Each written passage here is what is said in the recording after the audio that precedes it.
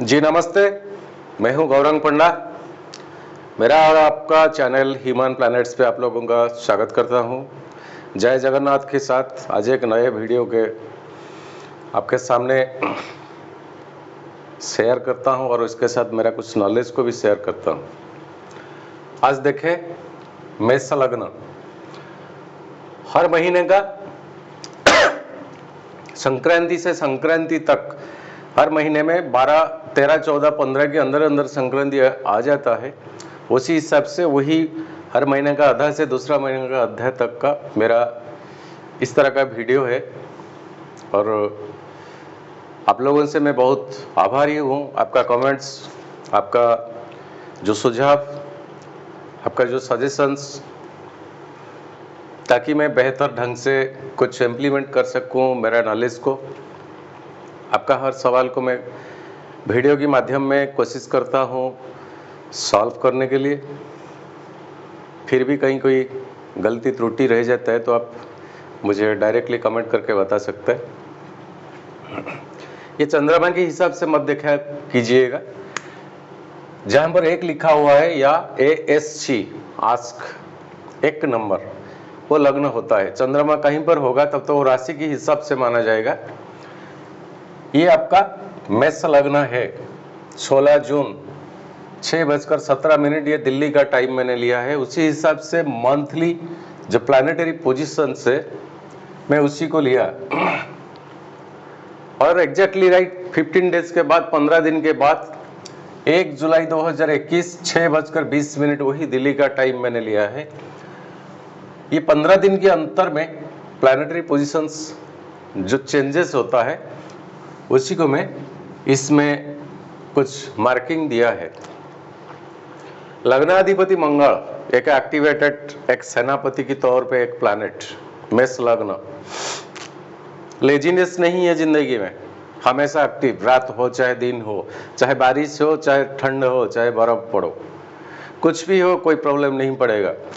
Basically जो army persons हो, defence persons होता है, पुलिस वाले में जो होता है, जो इन्वेस्टिगेशन एजेंट्स होता है, जो CBI का ऑफिसर्स होता है, जैसे कि 24 घंटा हमेशा वो एक्टिवेट रहता है, उसी को ये डिनोट करता है, रिलेट करता है। क्योंकि उसी हिसाब से क्षमता नहीं रहेगा तो कोई कुछ नहीं कर पाएगा।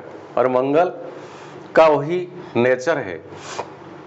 आगे का कोई प्लान, कोई पॉलिसी, ऐसा घर बनाएंगे जैसे कि हिंदी में गाना है, घर में ऐसा होगा, घर का ऐसा होगा, घर के बाहर ऐसा रखेंगे।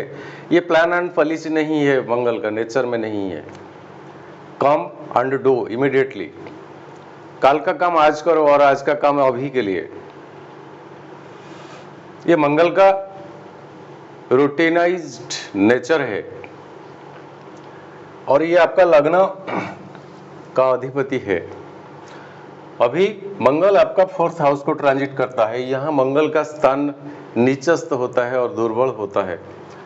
आप बृहस्पति की ग्रुपिज्म में जाते हैं, जैसे कि आपके लिए फेवरेबल प्लैनेट्स होता है रवि, मंगल, चंद्रमा, बृहस्पति। आप बृहस्पति की लॉर्डशिप में आता है। उसी हिसाब से देखा जाए तो अनदर अपोजिट्स आपके लिए बेहतर नहीं है। क्या? शनि, बुध, शुक्र, ये आपके लिए उतना ठीक नहीं है जितना इस तरह का ग्रुपिज्म में आपको जितना बेनिफिट मिल सकता है। जबकि मंगल आपका 3rd हाउस में था, एक कम्युनिकेशन का हाउस है। पिछला वीडियो में ये बीते हुए महीने में मैंने बताया था, ये कम्युनिकेशन का, ये आपका सिबलिंग का, ये आपका भाई बहन, उसी को ये रिलेट करता है।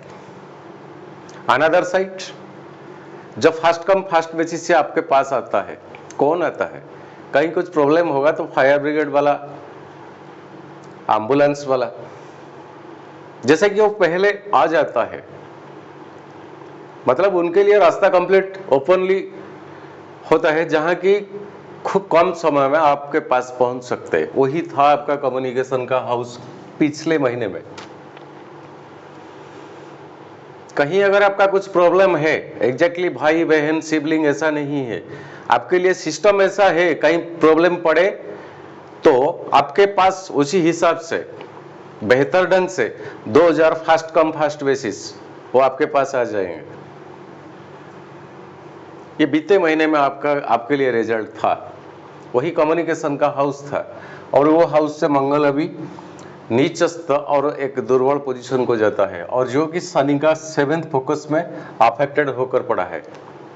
शनि तो अभी के लिए रेट्रोगेशन में है बकरी, तो यहाँ पर शनि बहुत दमदार हाईली इम्पैक्ट का प्लैनेट है, उनमें बहुत क्षमता है। जो प्लैनेट रेट्रोगेशन बकरी होता है उसी हिसाब से उसी टाइम में उसमें बहुत ताकत आ जाता है।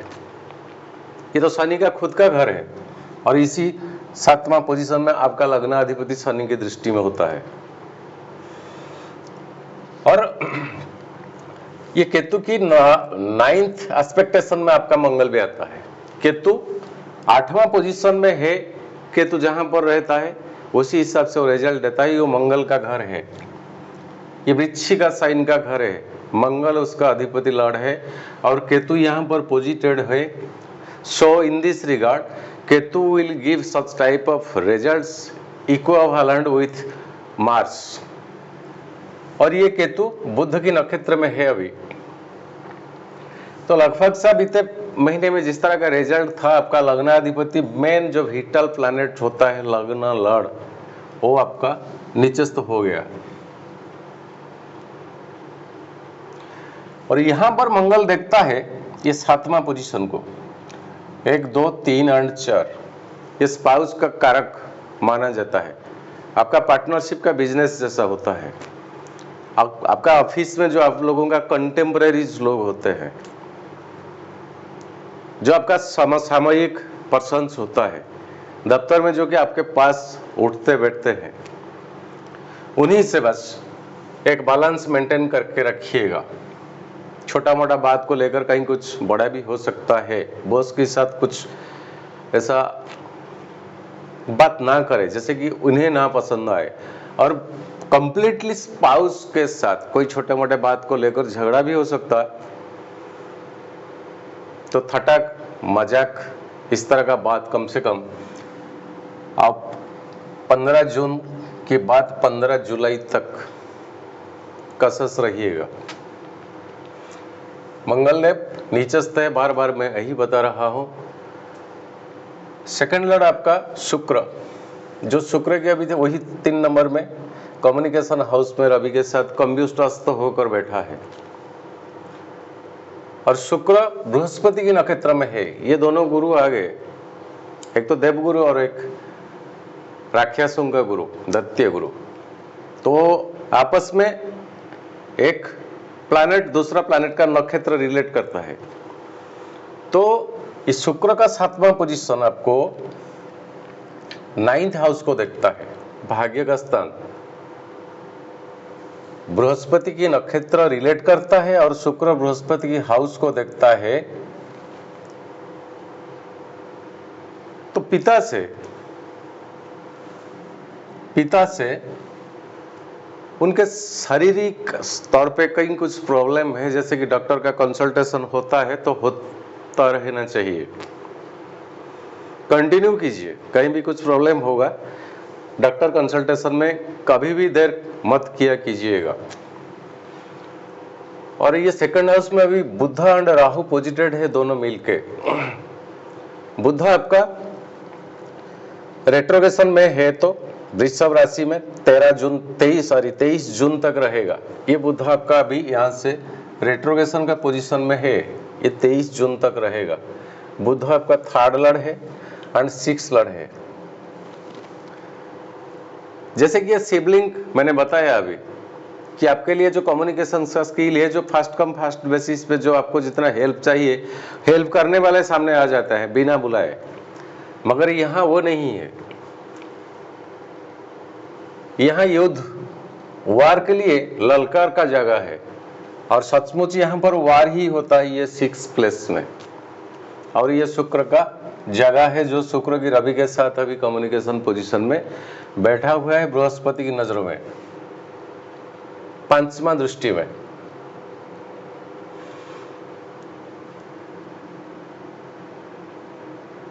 सर्विस, जॉब, नौकरी पेशा में आपका जो सराउंडिंग एरिया होता है, कहीं से क्रेडिट लेने या देने में 100 बार सोचे।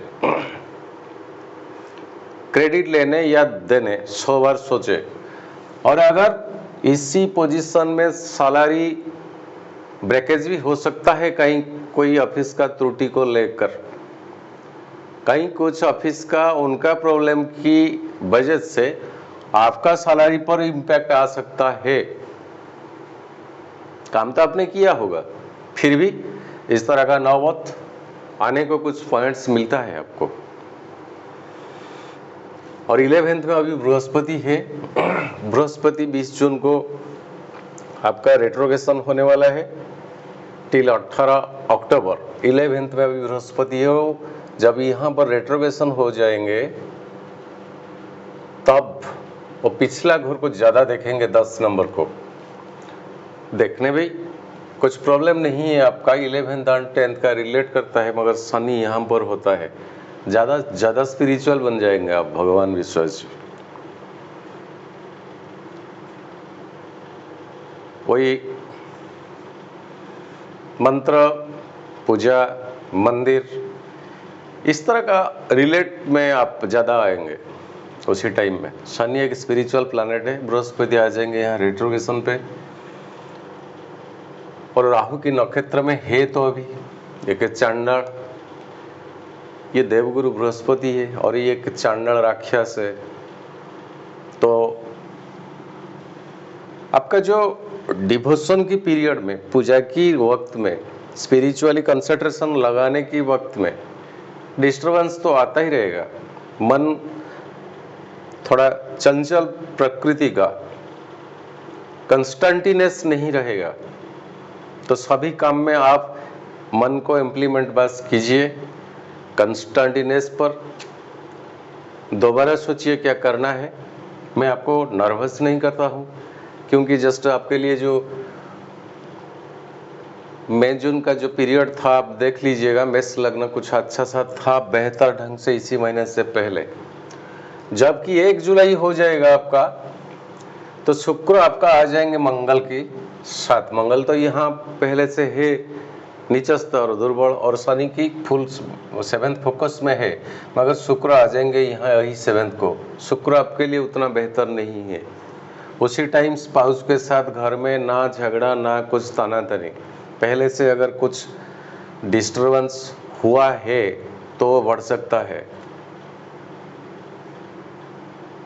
पहले से अगर डिस्टर्बेंस कुछ कपल लाइफ में, दाम्पत्य जीवन में हुआ होगा, तब वो कम नहीं होने का नाम नहीं पकड़ेगा, बेटर ज़्यादा बढ़ जाएगा, कॉम्प्लिकेशन बढ़ जाएगा, क्वारलसम बढ़ जाएगा। इतनी सी बात जो शर्ट में कॉम्प्रोमाइज हो जाने को था, वो बढ़ जाएगा। और आपका 1 जुलाई 2020 का जो रिजल्ट मैंने बताया, उसी हिसाब से आप केतु का 3 नक्षत्र में अगर आपका जन्म हुआ है, मघा, मूला और अश्विनी, उतना बेहतर नहीं है। अगर आपका जन्म शुक्र की 3 नक्षत्र में है, पूर्वा फाल्गुनी, पूर्वाषाढ़ा और भराणी, तो ये शुक्र आपको यहाँ पर टिल 1 जुलाई से पहले तक का टाइम आपके लिए संपत्ति तारा में पड़ता है। पेमेंट कहीं अगर रुका हुआ है तो पेमेंट रिलीज हो जाएगा। जबकि ये 6 है उसको नॉमिनेट करेगा, उसी टाइम में आपका कुछ समस्या देखा जाएगा। ये मंगल की 4th हाउस की पोजीशन को लेकर। और विपत्त तारा में आपका पड़ता है उत्तरा फाल्गुनी, उत्तराषाढ़ा और कृत्तिका, जो कि रवि का नक्षत्र में है। इसी महीने में रवि आपके लिए बेहतर नहीं है। क्षम तारा में अगर आपका पड़ता है हस्ता, श्रवण और रोहिणी, ये चंद्रमा की 3 नक्षत्र, वो भी आपके लिए उतना बेहतर नहीं है। प्रत्यारी तारा में अगर चित्रा, धनिष्ठा और मृगशिरा, मंगल का 3 नक्षत्र, जो कि आपका लग्नाधिपति प्रत्यारी तारा में पड़ता है। अगर जन्म आपका उसी नक्षत्र में हुआ है तो प्रत्यारी एनिमिटी बहुत बढ़ जाएंगे, शत्रु आपका बहुत बढ़ जाएंगे। वो आपका पीछे राहु तो आपका सेकंड हाउस में है, कुछ ऐसा षड्यंत्र बना भी सकते, सक्सेस तो नहीं होंगे, फिर भी उन्हें उनका काम तो करना पड़ेगा। इसी हिसाब से इस तरह का एक टाइम है आपके लिए।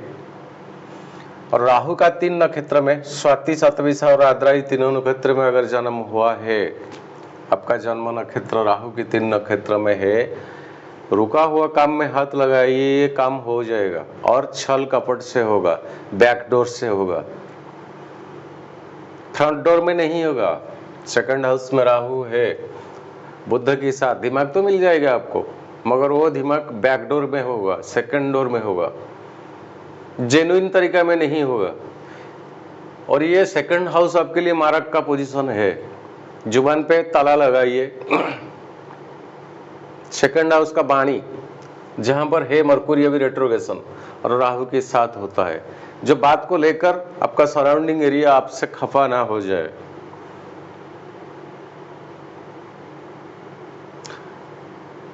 उतना अमृत का बात बोलिए कि जो सामने वाले को अच्छा लगेगा, ना ही तो ना नहीं बोलिए।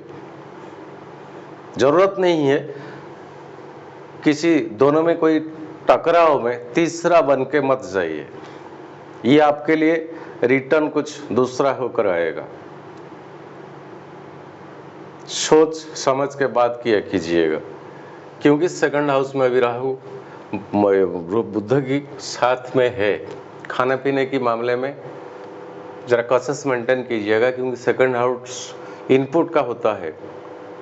सेकंड हाउस काल पुरुष में इनपुट का होता है। हम जो खाते हैं, हम जो इनहेल करता है, हम जो इनपुट करता है, ये सेकंड हाउस को दर्शाता है। और ये 6 हाउस बॉडी का जितना सारे एग्जिस्ट पोजीशंस होता है, डिस्चार्ज पोजीशंस होता है, जितना सारे गंदगी हमारा शरीर से निकलता है, वही पोजीशन है। ये पोजीशन में अगर किसी का हॉरोस्कोप में कोई शुभ प्लैनेट है तो कुछ नेगेटिव ही नेगेटिव पड़ेगा आपको, क्योंकि वो गंदगी का जगह है। शरीर से निकलने वाले सारी गंदगी उसी हिसाब से उसी जगह को दर्शाता है और इनपुट ही होता है। खाने पीने के मामले में जंक फूड, ये रोड साइड का कोई फूड,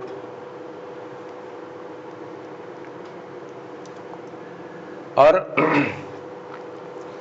बृहस्पति के 3 नक्षत्र में विशाखा, पूर्वा भाद्रपद, पुनर्वसु, ये तीनों नक्षत्र आपका बृहस्पति का ये बद्ध तारा में पड़ता है। जिनका जन्म ये तीनों नक्षत्र में हुआ है, इनके लिए टाइम ही कम से कम ये महीना जून 15 से जुलाई 15 तक बेहतर नहीं है। बृहस्पति आपका 11th हाउस में है और राहु की नक्षत्र में है। राहु आपका सेकंड पोजीशन में है। छोटा सा रिमेडीज मैं आपको बताता हूँ। कहीं कोई ब्राह्मण का डेथ हो जाता है, उसमें जो जनाजा जाता है, और जनाजे में जितना सारे पर्सन्स इंक्लूड होता है, जैसे कि जिनके माध्यम से वो बॉडी को जलाया जाता है मान लीजिए, और जबकि वो रिटर्न आता है, उन लोगों का कुछ कंट्रीब्यूशन कीजिए, कुछ किसी माध्यम से हो कंट्रीब्यूशन कुछ कीजिएगा। जो कंट्रीब्यूशन करेंगे कम से कम उन लोगों को पता नहीं होना चाहिए, आपका नाम उन्हें मालूम नहीं होना चाहिए कि किसने कंट्रीब्यूशन किया। कोशिश करके देखिए, आपको बहुत फायदामंद होगा। और मित्र तारा में आपका आता है अनुराधा, उत्तरा भाद्रपद और पुष्य, शनि का 3 नक्षत्र। इसी जोन में अगर आपका जन्म हुआ है इसी तीनों नक्षत्र में, वो मित्र तारा में पड़ता है, द बेटर। और अति मित्र जोन में बुध आता है, जो कि कम्युनिकेशन स्किल का लॉर्ड अभी सेकंड हाउस में है। बुध की तीनों नक्षत्र में अगर आपका जन्म हुआ है, राहु यहाँ पर होता है अभी, आपके लिए बेटर नहीं बेस्ट होगा। ये हर महीने का एक अप्रोक्सीमेटली रिजल्ट, किसी इंडिविजुअल का हॉरोस्कोप नहीं है, फिर देखा जाएगा और इसमें आपका प्लानिटरी पोजीशंस आपका जन्म कुंडली में किस तरह है, किस पोजीशन में है, किस हिसाब से, उसमें बहुत सारे पॉइंट्स होता है, बहुत सारा पॉइंट्स। एक एक जन्म कुंडली एक जातक को देखने के लिए कम से कम 10 घंटा से 20 घंटा चाहिए। मैं आपसे रिक्वेस्ट करता हूं, कोई भी मुझे कांटेक्ट पे आते हैं, ठीक है, मैं आप लोगों का आभारी हूं। ये मेरा व्हाट्सएप का नंबर है, आप मुझे कांटेक्ट कर सकते हैं, मगर मुझे थोड़ा टाइम चाहिए। ये जज्बात में, ये क्विकनेस में ये सब काम नहीं है, ये क्विकनेस में नहीं है। कम से कम एक हॉरोस्कोप देखने के लिए 50 से 100 किताबें, एक बुक्स को ढूंढना पड़ता है एक एक पॉइंट के लिए। एक बार रिटर्न लिख दिया तो लिख दिया, उसको और दोबारा रिटर्न नहीं हो सकता। तो लिखने से पहले 50 बार सोचना पड़ेगा कि क्या लिखा जाए, क्या लिखूं। तो इतना सारे आते हैं आपकी प्रेम से, प्यार से, तो कम से कम कुछ थोड़ा बहुत टाइम दे दीजिए। जितना टाइम देंगे उतना बेहतर ढंग से होगा। क्विकनेस में होने से ठीक नहीं होगा। बस आज के लिए इतना, विदा दीजिए। गौरंग पंडा, नमस्ते, जय जगन्नाथ।